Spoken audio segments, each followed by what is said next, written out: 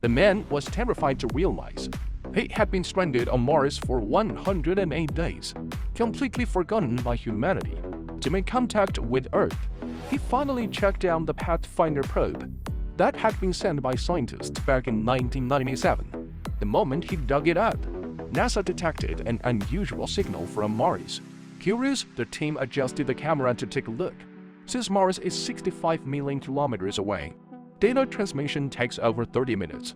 The man knew people on Earth were probably checking the data, so he quickly set up a message board on the ground. When NASA received the message, they were stunned.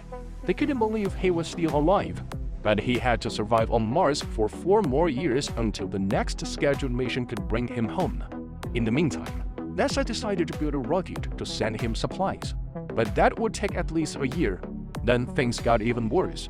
A sudden cabin depressurization caused a massive explosion. The man was injured, and worse, every single crop he had grown was destroyed. When NASA found out, they rushed to speed up the rocket launch. They even skipped testing and sent it up right away. But the rocket exploded just after liftoff. Building a new one would take too long. The men would have starved by then. That's when the project manager secretly contacted the astronauts who were still on their way back from Mars. He told them the man was still alive. In the end, the astronauts made a bold decision. They would disobey orders and turn back to rescue him. After precise calculations by the scientists, there was one major problem. There wasn't enough fuel.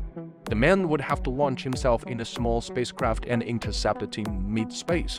To escape Mars' gravity, he had to shed 5,000 kilograms of weight. So he started stripping the spacecraft, removing the hatch, and even the windshield piece by piece. It was an impossible mission. Without protection, he could be torn apart by the atmospheric drag. But this was his only shot at leaving Mars.